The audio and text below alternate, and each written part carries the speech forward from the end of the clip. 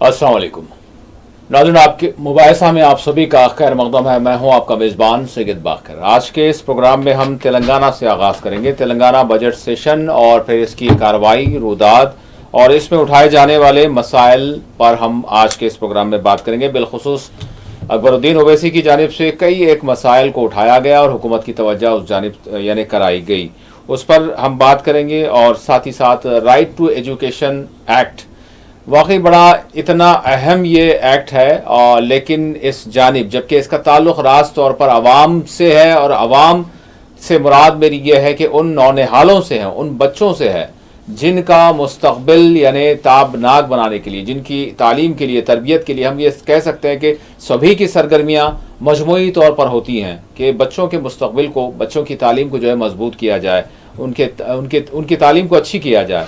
अब इसमें जो हुकूमत की जानिब से जो राइट्स फराहम किए गए हैं उससे जो है अवेयर होना वाक़तन सभी के लिए ज़रूरी है कि क्या क्या इसके फ़ायदे हैं।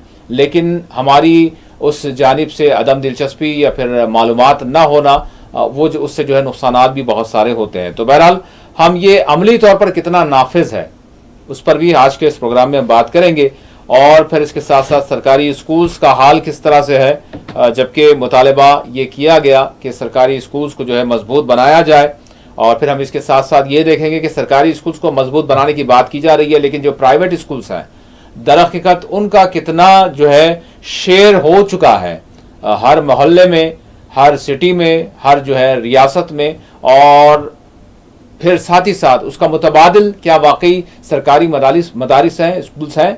बहरहाल इस पर बात करेंगे। और फिर इसके साथ साथ अदलिया में खराबियाँ या बहुत सारे शुबहात या बहुत सारी जो है बदनज़मियाँ इस तरह से कहा गया है। राज्यसभा की बात करें, लोकसभा की बात करें, तो क्या मामला है, इस पर भी आज के इस प्रोग्राम में हम बात करेंगे। वक्फ तरमीमी बिल के हवाले से भी आज के इस प्रोग्राम में बात करेंगे। वन नेशन वन इलेक्शन का भी मामला अब पाइपलाइन में है, वो भी आगे बढ़ रहा है, उस पर भी आज के इस प्रोग्राम में हम बात करेंगे। और इसके साथ साथ मुल्क में जिस तरह से फ़िरक़ावारियत को बड़ी शिद्दत के साथ, वैसे फ़िरक़ावारियत का मामला तो पिछले 10 बरसों से बड़े अपने बामे उरूज पर है, लेकिन इसमें अब मज़ीद उरूज हम देख रहे हैं। क्या वजूहात हैं, क्या वजूहात हैं, क्यों इस तरफ यानी फ़िरक़ावारियत की तरफ देश को मुकम्मल तौर पर झोंका जा रहा है, इस पर हम बात करेंगे। और गाज़ा की सूरत हाल का भी जायज़ा लेंगे। कोई दिन ऐसा नहीं जा रहा है कि इजरायली बमबारी ना होती हो। बिलखुसूस पिछले 24 दिनों से इजरायली ब्लॉकेट की वजह से माह रमज़ान के दौरान फ़लस्तीनियों का गाज़ा में जीना दूभर हो चुका है। और हम ये भी देखेंगे कि हमास की जानिब से कॉल दी गई है कि जुमातुल विदा हफ्ता और इतवार के रोज़ सारी दुनिया से, सारी मुस्लिम दुनिया से बिलखुसूस ये कॉल दी गई है, अपील की गई है कि आप हमारे साथ इजहार यगानगत करें, हमारे साथ हमारी जो है इजहार यकजहती करें, और जिस अंदाज में भी पुरअमन एहतजाज आप कर सकते हैं वो करें, ताकि जालिम ताकतों को एक पैगाम जाए कि दुनिया मजलूमों के साथ है। इस पर भी हम बात करेंगे। और इजरायली बमबारी और हमले न सिर्फ गाज़ा और मगरबी करारा में हैं, बल्कि वो लेबनान में भी जारी हैं, और अब शाम में भी उसका स्केल बढ़ रहा है। अब शाम से भी अब हर चंद दिनों में हम खबरें जो है आ रही हैं कि इजरायली बमबारी में वहाँ कैजुअल्टीज हो रही हैं। ताज़ा बमबारी में 7 शामी जाँ बाख हो गए हैं, इस पर भी हम बात करेंगे। और इसके साथ साथ यूक्रेन जंग बंदी के लिए सऊदी अरब में अमेरिकी और रशियन जो मंदूब हैं, वफूद हैं, उनके दरमियान बातचीत आला सतही चल रही है और सऊदी अरब की मेज़बानी है। हम क्या उम्मीद कर सकते हैं कि यूक्रेन जंग बंदी के लिए किस तरह की पेशरफ्त आने वाले चंद घंटों में, चंद दिनों में, क्या कोई अच्छी खबर मिल सकती है या नहीं, इस पर भी आज के इस प्रोग्राम में हम बात करेंगे। मेरे साथ स्टूडियो में मौजूद है सीनियर सहाफ़ी, सियासी तजियाकार एम ए माजिद साहब। मैं माजिद साहब का स्टूडियो में इस्तकबाल करता हूँ। माजिद साहब अस्सलाम वालेकुम। मैं सबसे पहले तेलंगाना असम्बली के हवाले से मैं जानना चाहूँगा कि वो मुद्दे जो मतलब सर फहरिस्त रहे, जिस पर ज़्यादा जोर दिया गया, और एक तरफ हुकूमत, दूसरी जानिब अपोजिशन, और फिर इसके दरमियान अगर हम शहर हैदराबाद की बात करते हैं और फिर बिलखुसूस अकबरुद्दीन ओवैसी की, तो उन्होंने भी आज बहुत सारे मसाइल, मामलात को उठाया और हुकूमत से जो है सवालात किए। जी भाई साहब, बहुत बहुत शुक्रिया। कि अकबरुद्दीन ओवैसी मुत्तहदा आंध्र प्रदेश हो या तेलंगाना की असम्बली हो, एक बहुत ही आइकॉनिक फिगर के तौर पर वो हमेशा काफ़ी स्टडी करके ऐवान में आते हैं। इसमें कोई दो राय नहीं है कि वो मुसलसल अवामी तकाज़ों को और बिला लिहाज यानी ठीक है मुसलमानों की नुमाइंदगी तो करते ही हैं, लेकिन दीगर तबक़ात को। तो अब ये बजट कांग्रेस हुकूमत का दूसरा बजट इजलास, अब इसमें जिन बातों पर जो तवज्जो दी गई है उसमें देखिए बैलेंसिंग है।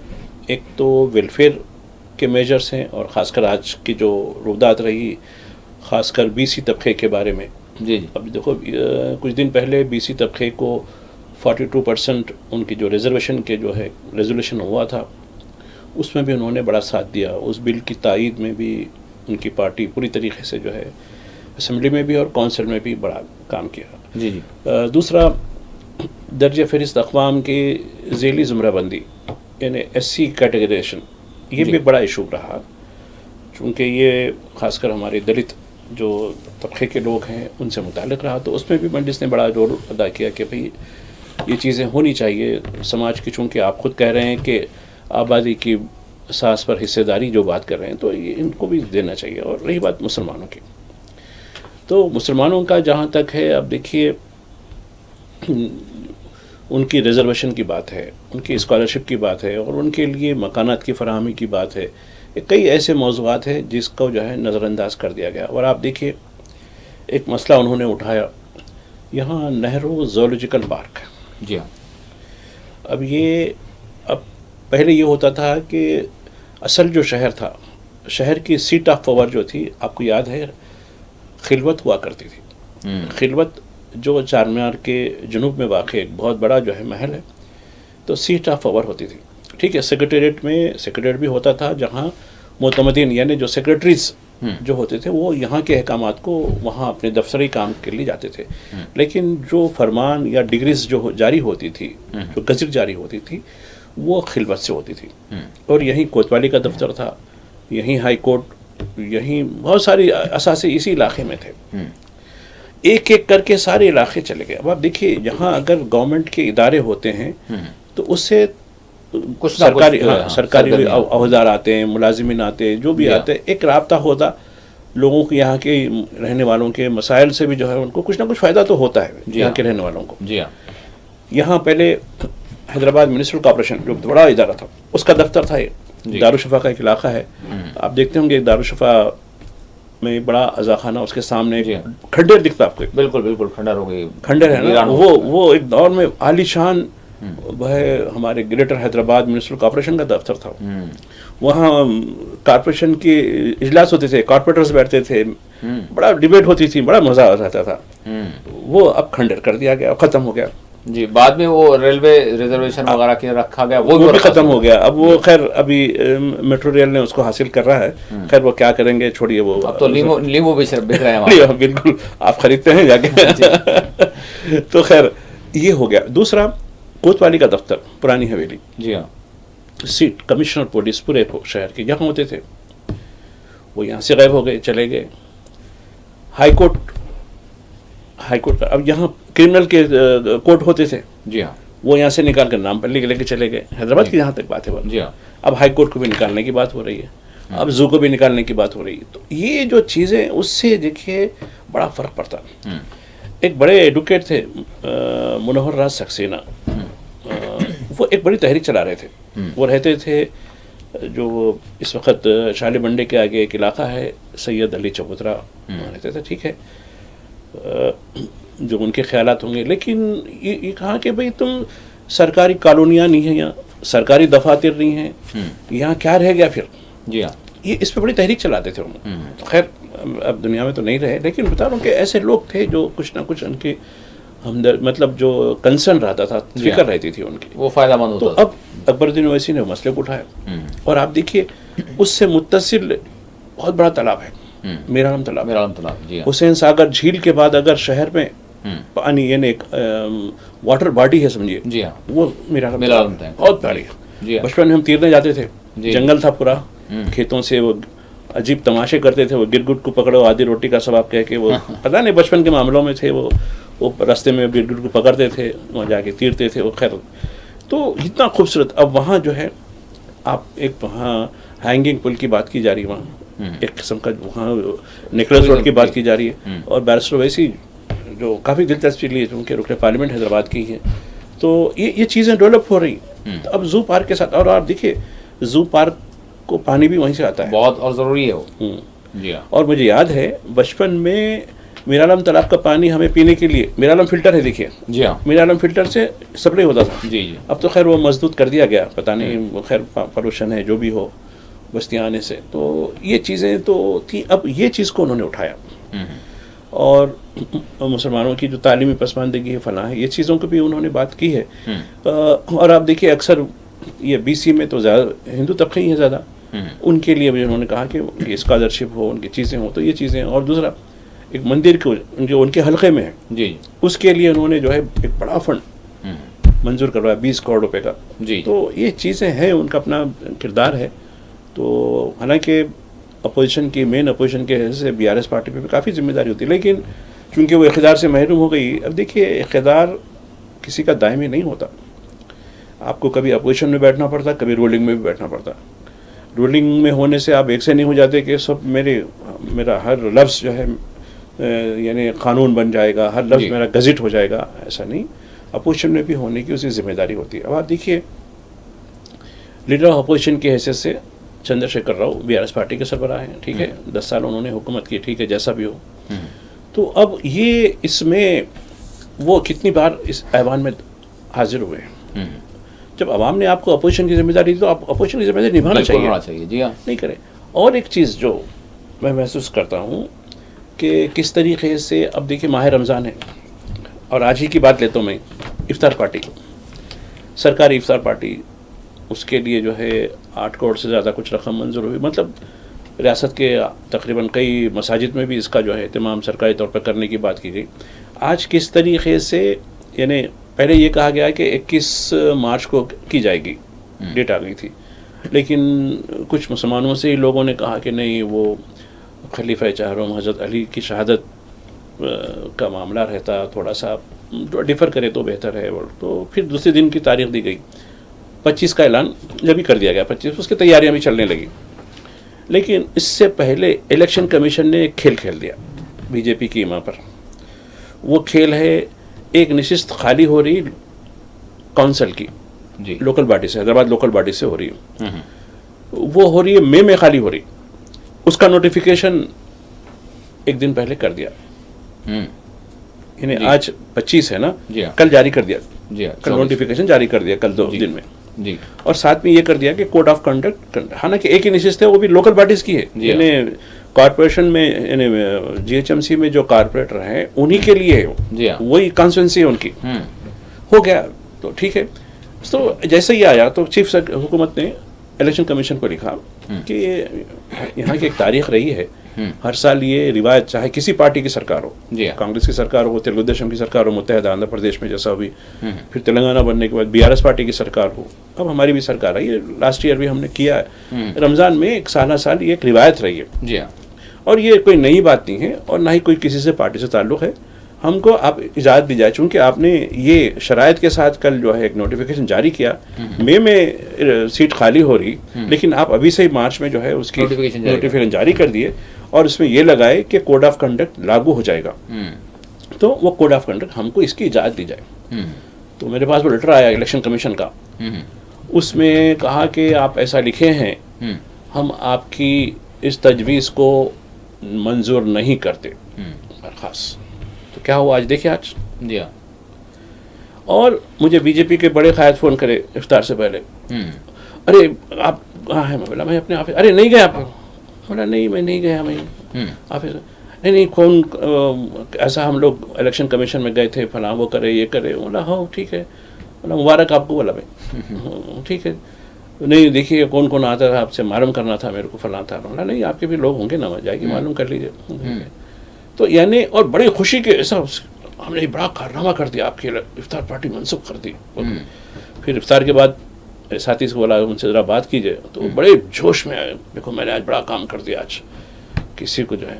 बोला जो रोज़ेदार था वो तो ज़रूर आया वो अपने तौर पे। तो अब ये हुआ, इसका खर्चा कौन देगा, कहते वो बात रहे ये तो सरकारी खर्च से पूरे हो गए थे इंतजाम, ऐन वक्त पे हमने रुकवा दिया। मेवा आ गया, खाना पक गया, और आप जो है इलेक्शन कमीशन का अभी कुछ घंटों पहले का वो है, यानी 3 बजे की बात है, 3 बजे के वक्त ये इलेक्शन कमीशन का नोटिस आया कि आप नहीं कर सकते। 3 बजे सारी तैयारियां हो गई। जी हाँ। तो खैर प्रोटोकॉल वालों ने सारे जो पॉलिटिकल पार्टीज थे, बशमूल चीफ मिनिस्टर, सबको कह दिया कि भाई आप लोगों के आने की जरूरत नहीं है।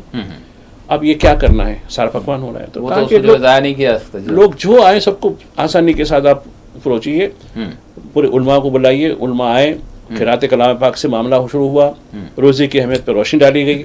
उसके बाद जैसे ही वक्त आया, इफ्तार किया लोगों ने, बाजमात नमाज अदा हुई, खाने का इंतजाम हुआ, लोग आए, घर चले गए। अब बीजेपी का ये सवाल शुरू हो गया कि भाई ये तो बातें देख रहे हैं सरकारी खर्च पे हुआ था, अब सरकारी खर्च तो हमने मनसूख करा दिया, अब ये जो पकवान हुआ है, जो कुछ हुआ है, उसका खर्चा कौन देगा? बोला ठीक है, कल असेंबली है, आप बात कर लीजिए, असेंबली में कौन देगा? बोला भाई रोजेदार उतने भूखे भी तो नहीं है, चाहे तो उसके पैसे चंदा हम लोग करके दे देते, इससे पहले दे देंगे, फितरा समझ के, जो भी समझ के दे देंगे। हम बोले ज़कात तो दे दिए होंगे, नहीं दे, सुनो उसमें भी डाल देंगे। आप इतने क्यों बगले बजा रहे हैं? वो भी वो साहब जो जिनके वालिद कांग्रेस में, वो खुद कांग्रेस में और बड़े ओहदे लिए उन्होंने। तो खैर रुमाल बदलने से जो है सब चीज़ें भी बदल जाती हैं। चलिए, तो ये बताना है कि ये यानी ऐसा दिख रहा है कि हमने जो है तुम्हारी चीज़ को रुका दिया।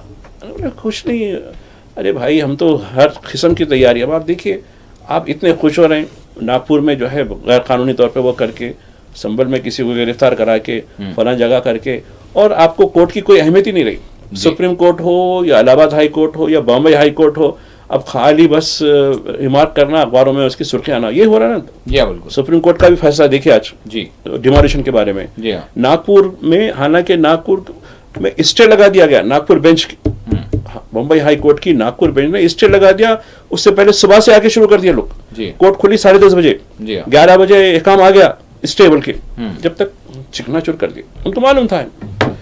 कोर्ट ने कहा कि अरे भाई ये तो केस हमारे, और आपने 24 घंटे का भी वक्त नहीं दिया। इतवार को चीज हुई जी, और कोर्ट खुलने की देर भी थी, वो लोग पहले से जो है, हालांकि पिटीशन डाल दिए थे लोग। हम बोले नहीं ठीक है, हम नंबर पे ले लिए, हमने भी जब भी नंबर दिया उनको, ऐसा नहीं है कि आपकी सुनवाई पहले ओवर में कर देंगे। जी हाँ। पहले ओवर में जैसे ही कोर्ट खुला, Bombay high court Nagpur bench, 10:30 बजे पहला पिटीशन इनका आया, फौरन कहा कि फौरी स्टे कर दो, बात की बात है। वहां जाके जो है वो, अरे स्टे का ऑर्डर है, अरे तुम्हारा घर तो गिर गया, खत्म, क्या बोल के हंस रहा। वो जो म्युनिसिपल कॉर्पोरेशन का जो ऑफिसर था, जो डिमोलिशन था, वो कोर्ट देख के हंस रहा। अरे साहब अबला है आप, तो हो गया ना, हम सुबह से कर दिए काम, आप क्या कर दे। तो ये है आपकी जो हिखारत, आपकी नफरत, कानून की हुक्मरानी की जो बात है ना, ये होता है। और आप क्या करें, कुणाल कामरा के बारे में, वो जो हैबिटेट का था, वो कुणाल कामरा की जायदाद तो नहीं थी, उसको छिन्या कर दिया, तबाह कर दिया। फिर सिर्फ 10 लोग, अब आप देखिए वीडियो में 100 लोग से ज्यादा है जो गुंडे हैं, आप 10-12 लोगों को पकड़े, कोर्ट ने पूरी तरीके से उनको समाप्त दे दी, जब ही घंटों में। और आप इसके पीछे पड़े हुए हैं, कुणाल के पीछे, उसको पकड़ेंगे, उसको पकड़ेंगे। तो ये अब आपको बाहर से लोग आएंगे, आपको इन्वेस्टमेंट करेंगे, कैसे करेंगे जब आपके पास कानून की ताज़ीम नहीं है, कानून की हुक्मरानी नहीं है, तब ये मामला कैसे आएगा। तो ये जो चीज़ें हैं, अब तो इसका जो है अदालत का किस तरीके से, आपने इशू भी लगाया। मेरा नेक्स्ट सवाल वही है, अदलिया के हवाले से, जो आज दिल्ली में, जो हमने राज्यसभा में, लोकसभा में, और फिर इसके साथ साथ अब ये जो मुद्दा है कि अदलिया में खराबियाँ, खामियाँ, तो किस नौवियत से जो है बात होगी भाई साहब, किस तरह से इस पर जो है बहस होगी, किस तरह का जो है इस पर वाकई जो है, इसको बड़ा संगीन मामला है। देखिए, आप जैसा बीज डालेंगे फसल वैसी होगी, फल वैसे मिलेंगे। गुज़िश्ता चंद साल से अदलिया में जिस तरीके के लोगों को घुसा दिया जा रहा है, जिस माइंडसेट के लोगों को घुसा जा रहा है, जो बिल्कुल जो किसी किस्म के, अब आप देखिए, मैं यशवंत वर्मा का ट्रैक रिकॉर्ड देख रहा था, जो दिल्ली में उनके घर पे, सरकारी घर पे नोटों की अंबार निकले, वो नोट कितने हैं किसी को मालूम ही नहीं हुआ अभी तक। अरे नहीं, अदलिया का मामला है, आप काउंट नहीं कर सकते। अरे भाई बताओ हमको, कितने जले हुए हैं, कितने नहीं जले हुए हैं, ये इतनी बड़ी रकम, कमरा भर के रकम क्यों रखी हुई थी, इसकी वजह क्या थी, ये कुछ नहीं हम इंक्वायरी कर रहे हैं, ख़त्म, बर्खास्त। ये नहीं, हम इनका ट्रांसफ़र कर दिया ना। क्या ट्रांसफ़र, एक जज का ट्रांसफ़र पनिशमेंट है? ये खुद अदलिया को सोचना। अब अदलिया तो ख़त्म हो गया। शेखर यादव नामी एक, आप तो देखें ना, उन्हें किस तरह। और एक वाक़या में इलाहाबाद हाई कोर्ट का ही कहता हूँ, जज साहब जो है बड़े मज़े से कर रहे थे, नहीं ये शख्स को क्यों लाया गया? नहीं साहब, अटेम्प्ट टू रेप थे। 10 दिन हुआ, आप पढ़िए, मैं तफसील से पढ़ा इसका। नहीं, वो लड़की 16 साल की थी, उसकी पुस्तानों को इन्होंने सहलाया, फिर उसका नाड़ा खोला, फलां खोला, ये किया, और फिर शिका बच्ची जो है चीखने लगी, तो कुछ लोग आए तो बच गई है, तो केस रजिस्टर्ड हुआ। तो बोला तो ये तो अटेम्प्ट टू रेप कैसे हो सकता है? नाड़ा खोलना, नाड़ा ही खोला ना, और क्या करा उन्हें? पुस्तानी दबाया ना, और क्या करा? नहीं होता इसको, चलो इसको बरी कर दो। कौन? ये 8 दिन पहले का केस है।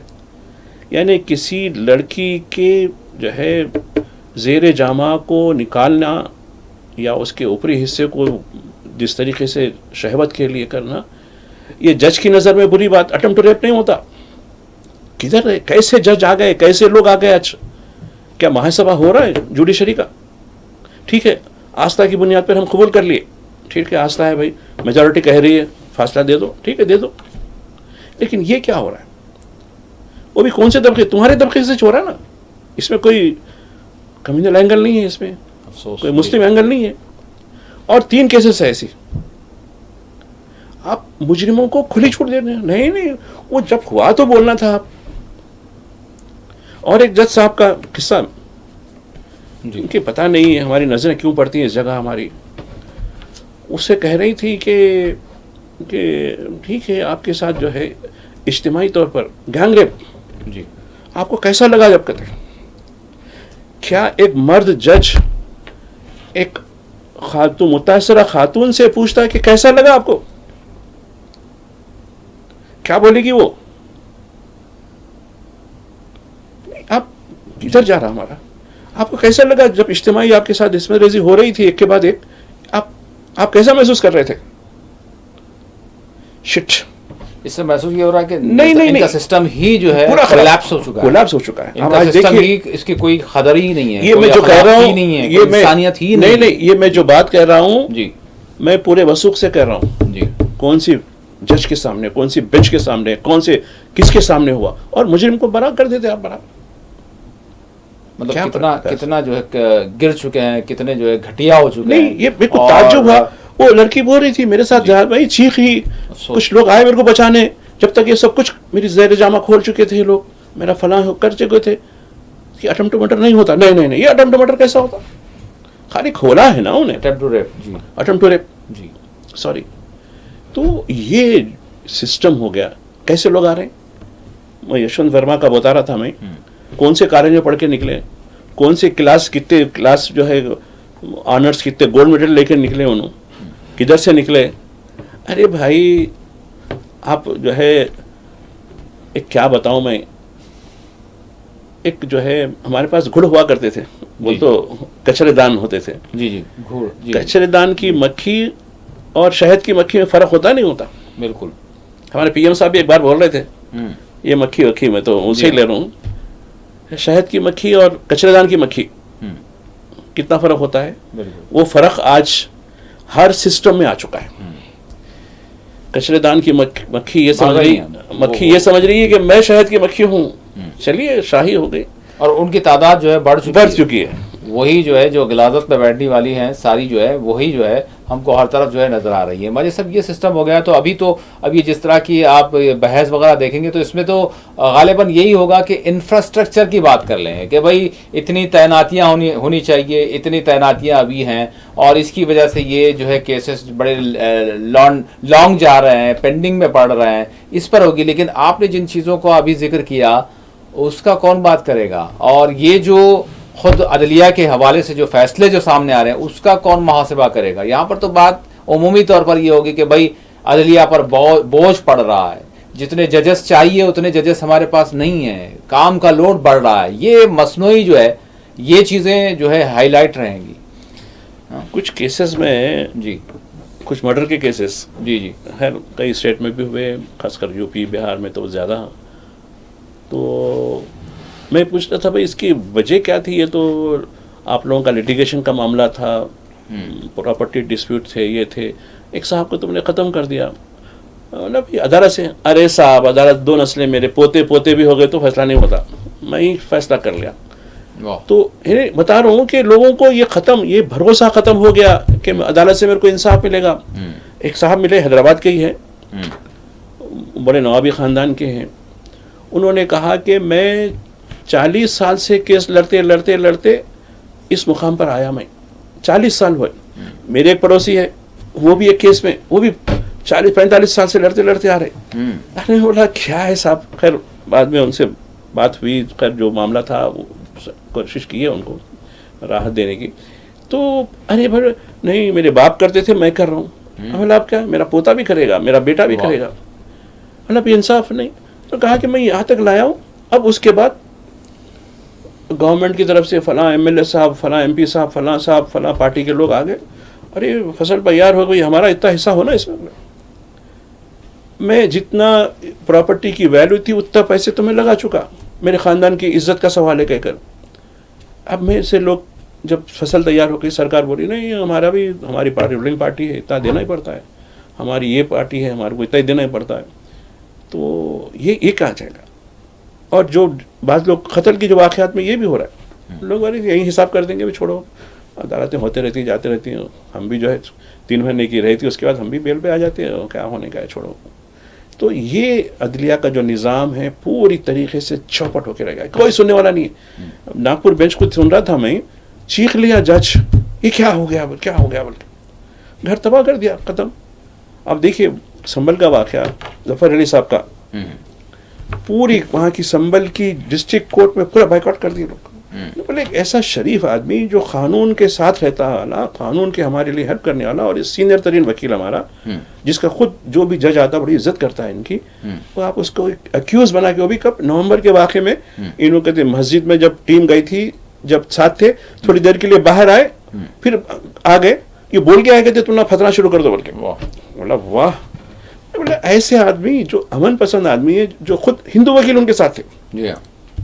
मैं देखा वो जो बाइकआउट का जो मोर्चा निकाले वो लोग एहतजाज कर रहे थे वकीलों, उसमें कई हिंदू वकील बाहर नजर रहे थे। अरे साहब काबिल ताज़ीम आदमी हो, ठीक है, एक मज़हब के ताल्लुक ज़रूर है, लेकिन एक अच्छा इंसान है वो, और वो सबको, हमको भी हिदायतें देता, हमको भी बताता है कि किस तरीके से जाना है, क्या करना है, किस समय सलाह देता हो। वैसे आदमी को ये कहा कि नहीं तुम गए थोड़ी देर के वास्ते, फिर बाहर आने के बाद उसके बाद गड़बड़ हो गई, तो नहीं करे, चलो ठीक है। तो अब ये भी हो सकता है, अब ये बता रहे हैं कि वो वहाँ के रुकने पार्लियामेंट को भी जो है डालने वाले हैं, ठीक है डालिए, उसके बाद उनको भी सबूत कीजिए, उनकी भी रुकनीत ख़त्म कीजिए, आप कर सकते हैं। महाराष्ट्र में देखिए 2 मिनिस्टर को निकालना पड़ा। हम बात कर रहे हैं अदलिया में, जुडिशरी में किस तरह की खामियां पाई जा रही हैं, और जिसको लेकर राज्यसभा में, लोकसभा में हम जो चिंतन मंथन देख रहे हैं, तो क्या हम उम्मीद कर सकते हैं, जबकि माई साहब ने ब्रेक से पहले बताया कि किस नौयत और किस घटिया दर्जे का जो है मामला हो चुका है। अगर इस तरह के जजेस होंगे और इस तरह का अमला होगा, तो फिर इस पे क्या हम इंसाफ की जो है किस तरह की उम्मीद कर सकते हैं। वैसे अगर हम देखें तो अभी जो कुछ बात होगी, मैंने वही माई साहब से सवाल किया कि यानी मसनूई तौर पर एक दिखावे के लिए हम कहेंगे कि यही बात होगी कि अमले की कमी है, जजेस की कमी है, इंफ्रास्ट्रक्चर की कमी है, यही होता है। और ये जो बुनियादी चीज़ें हैं उस पर कौन सी बात होगी वैसे, उस पर, उस हवाले से देखिए, यहाँ असल में हमारे पास जो पॉलिटिकल विल्स हो, यानी सियासी अज़्म होता है जी, वो हमारी तरजीहात में नहीं है। कोई तरजीह ये है कि इनको झूठे वादे कराओ, इख्तियार किसी भी तरीके से हासिल करो जी, चाहे किसी भी एजेंसी को अपने हाथ में लेना हो, इलेक्शन कमीशन को मिट्ठू बनाना हो, अदलिया को बनाना हो, ईडी, सीडी, पीडी, जितने भी इंस्टीट्यूशंस है, इनको अपने हाथ में ले लो, जितनी धांधली करना है कर लो। अब देखिए महाराष्ट्र के असेंबली के इलेक्शन में सुप्रीम कोर्ट से रुजू हुए अपोजिशन पार्टियां वोटर लिस्ट देने के लिए, आज तक वोटर लिस्ट नहीं मिल पाई उनको। कहा कि नहीं, मजबूरी दे दिया हम नहीं, हल्केवारी होना हमको, हल्के में ये पूरी, जैसा कि शिरडी का एक इलाका है, एक बिल्डिंग में 62,000 लोग रहते, क्या बताइए, एक इमारत में, ठीक है, एक चाल में एक चाल रहती, जैसे बम्बई में पुणे में चालान रहते, मतलब बेहतर 100 खानदान रहते होंगे, 20 खानदान रहते होंगे, 62,000 कहाँ से रहेगा पूरी तरीके से। ये कई सबूत है।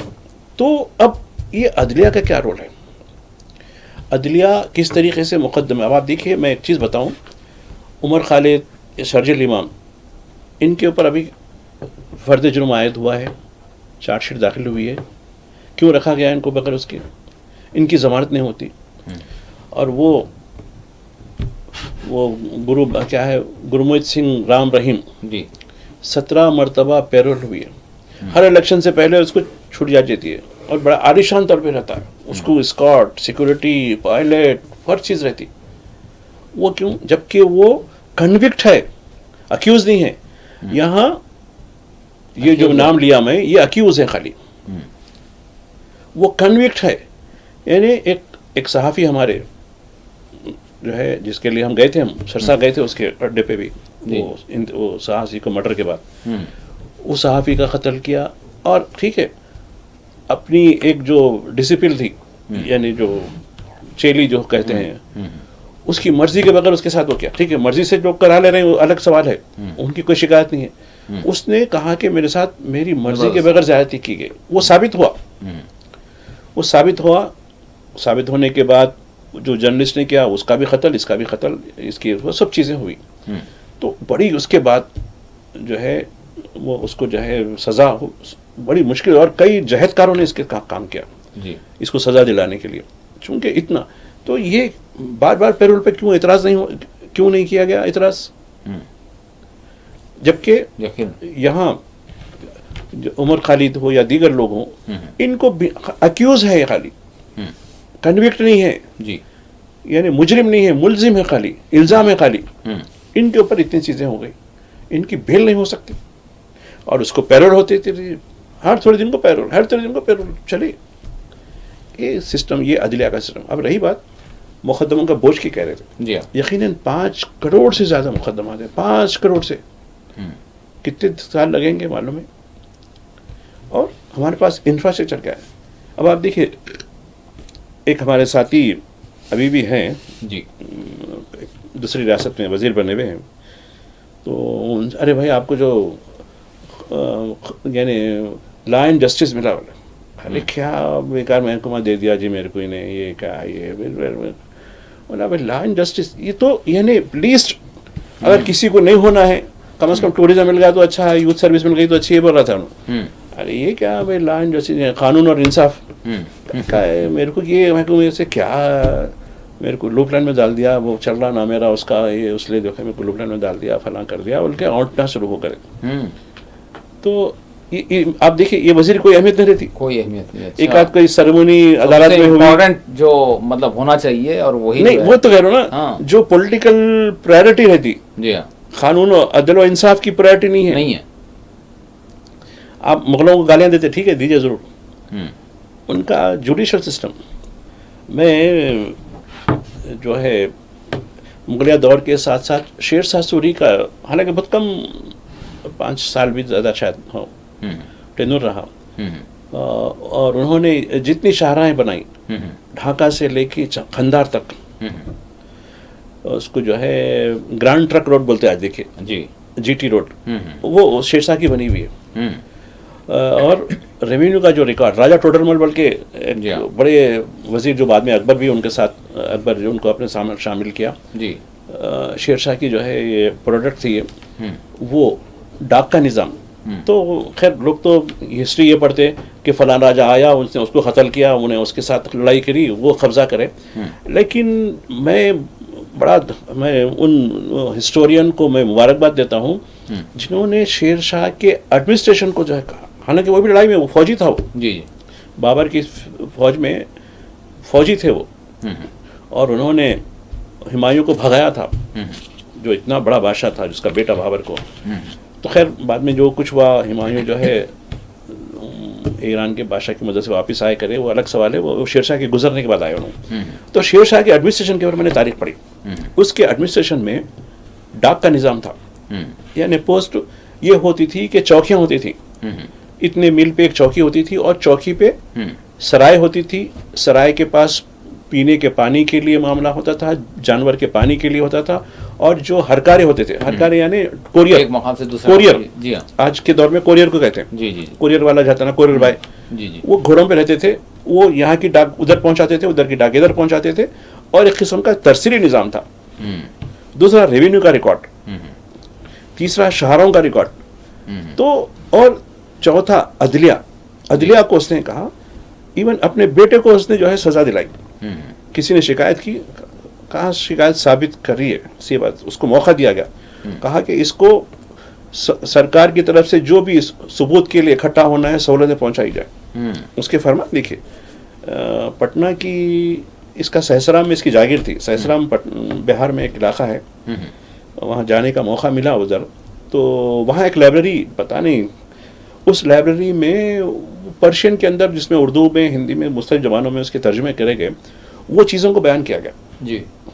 उसके बाद हम अदली जहांगीरी बोल के सुनते हैं, जी हाँ, अदली जहांगीरी, जिसने नूरजहां के खिलाफ भी कार्रवाई की, जो अपनी मलिका थी, तो खैर वो बात, खैर जिस तरीके से बाद में कॉम्प्रोमाइज़ हुआ, वो जो कुछ हुआ, लेकिन फैसला तो आया था सरकार का। तो लोग जो दरबारी होते, जो कोटियर्स होते, वो बड़े हो गए कि अरे मलिका के खिलाफ हो गया। तो उन्होंने कहा कि ये, और एक जंजीर, उसके महल पर एक जंजीर होती थी, वो जंजीर को जब, यानी अदल की जंजीर, जी जी, तो वहाँ एक ओहदेदार आता था, क्या है आपकी शिकायत, बादशाह से कहने की, ये है ये है, तो वो देखता था, जांच करता था, ठीक है दरबार का वक्त ये रहेगा, अब दरबार में आके अपनी शिकायत करें।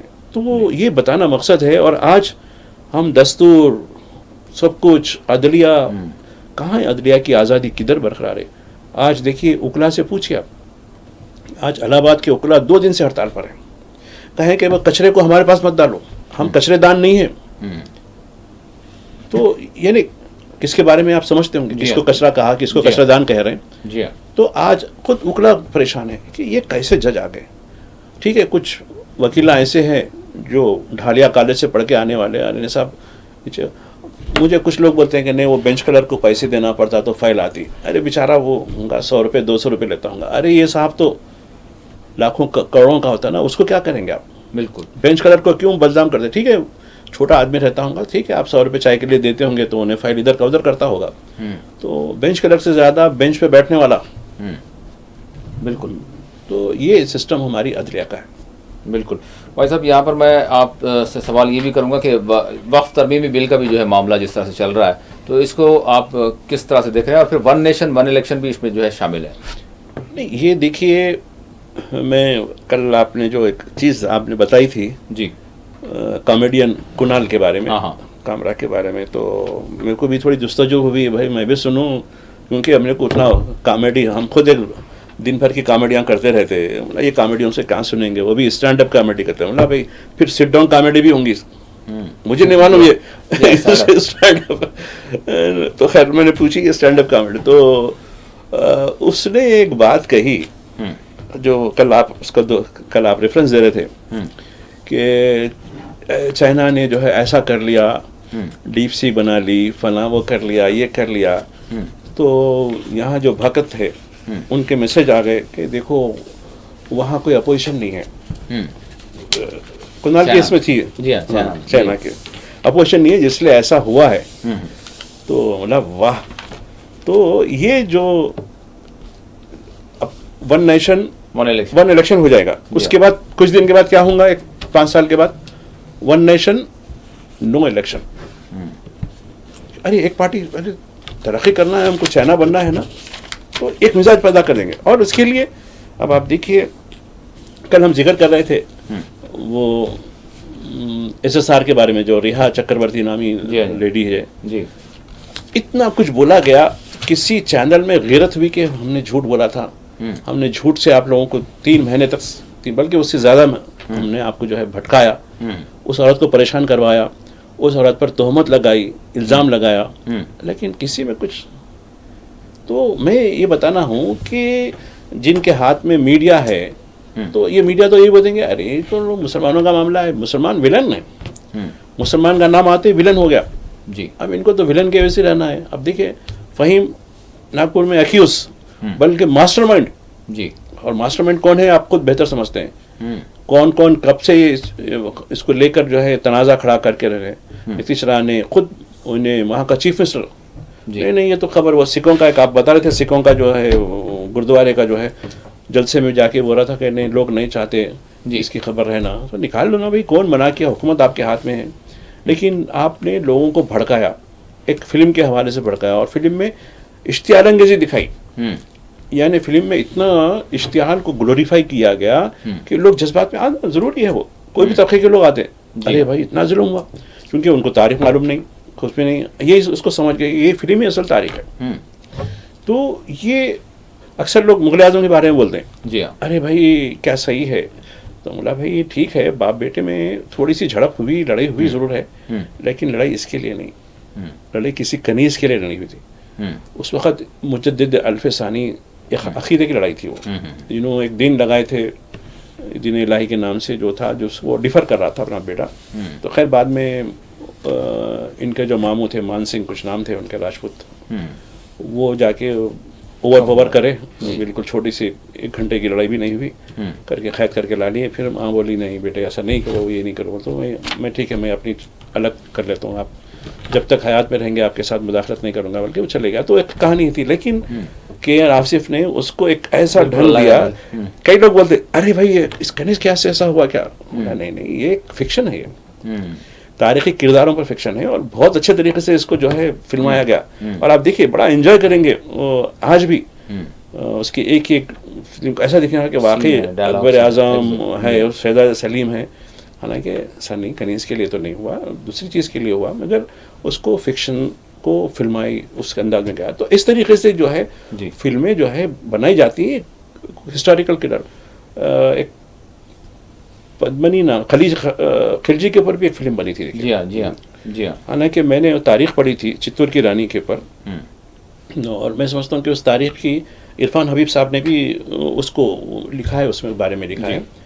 और ये इन्फोसिस की जो मूर्ति साहब हैं, उनकी जो वाइफ हैं जी, उन्होंने भी राखी के मौके पे कुछ महीने पहले राखी के मौके पे कहा था कि चित्तौड़ की रानी ने एक धागा भिजाया था खिलजी को, क्योंकि उनकी ज़ात के कुछ राजा, पड़ोस के राजा बहुत उनको तंग कर रहे थे। जी जी। तो खिलजी को ये पता चला कि भाई क्या चीज़ भिजाई उसने, देखो मेरे साथ कुछ हीरे जवाहरात और ये धागा भिजाया आप बांधने के लिए, बोला। तो इनके दरबार में जो हिंदू राजपूत थे तो कहा कि नहीं, ये धागे का एक मकसद है, जब ये कोई खातून किसी मर्द को अपना भाई समझ करते तो ये उसका धागा एक बंधन का सबूत होता है। तो हाँ, मैं भाई हूँ उसका, तो भाई की हैसियत से मैं बराबर उसके लिए करूँगा। बल्कि वो लड़ाई हुई, उस लड़ाई में उन्होंने कहा कि कुछ मंजर को हटाया गया, करा गया, क्योंकि आज के माहौल के लिहाज से लोग जो है हिस्ट्री को अपनी मर्जी से चला रहे हैं, जी हाँ, हिस्ट्री को, निसाब को बदल रहे हैं, जी हाँ। तो ये चीज़ें, और रही बात वक्फ के बिल पे मैं आता हूँ, चूँकि आपने कहा इस पर,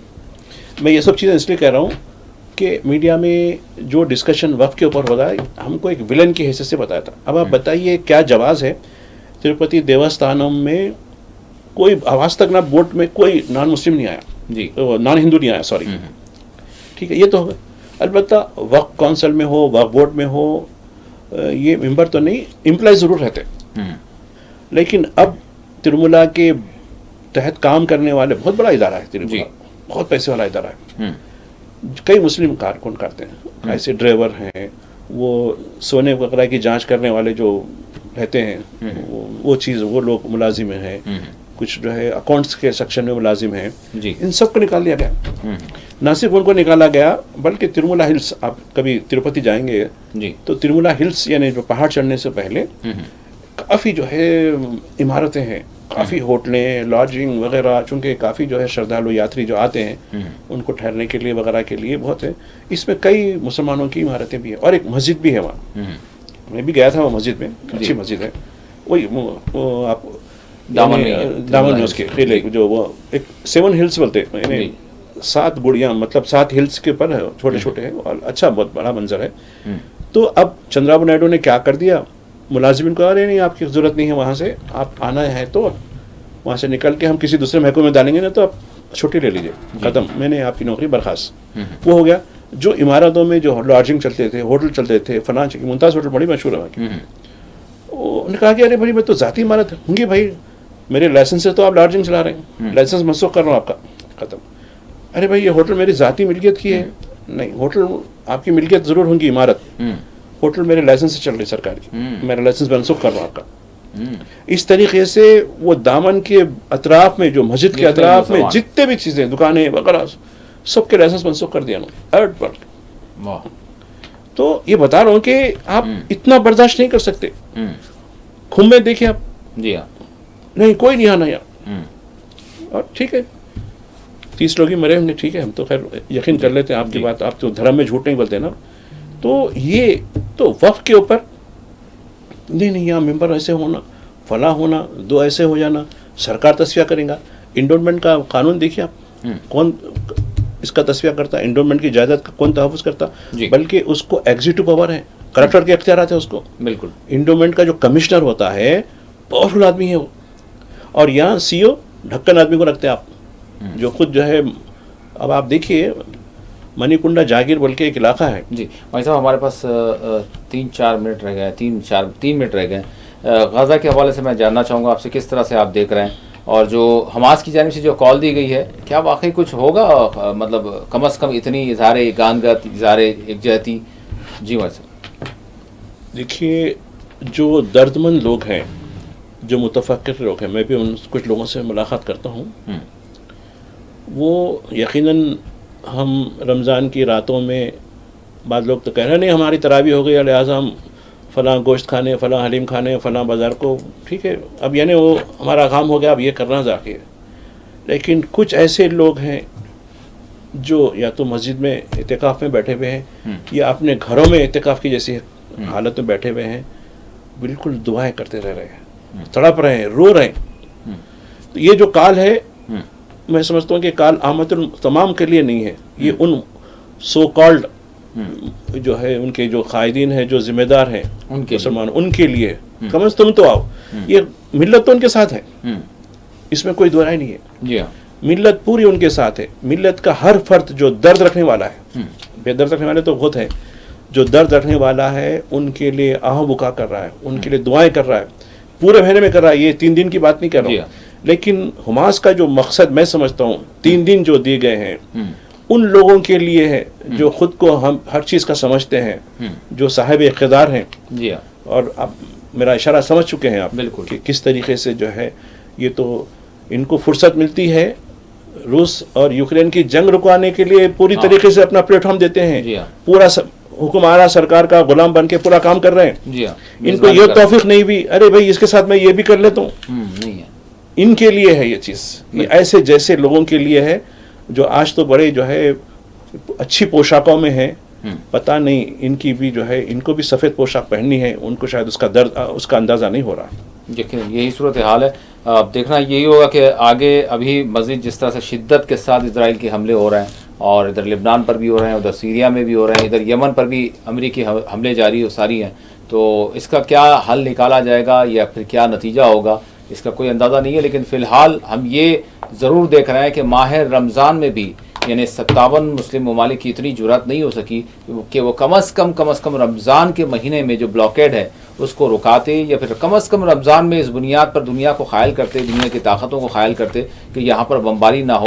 लेकिन ऐसा नहीं किया जा सका, और इंतहाई यानी हम ये कह सकते हैं कि तबाहकुन सूरत हाल है गाज़ा की, और बिल्कुल नाकाबंदी कर दी गई है, बमबारियाँ हो रही हैं, इफ्तार में खाने के लिए कुछ नहीं है, सहर में खाने के लिए कुछ नहीं है, लेकिन इसके बावजूद भी वो हम ये कहेंगे कि रोज़े रख रहे हैं और पूरे अपने जो है मौक़िफ़ के साथ जो है डटे हुए हैं। बहरहाल बहुत बहुत शुक्रिया भाई साहब, आपने वक्त दिया। नाज़रीन, इसी के साथ खुसूसी प्रोग्राम मुबाहिसा अपने अख्ताम को पहुँचता है। अल्लाह हाफ़िज़।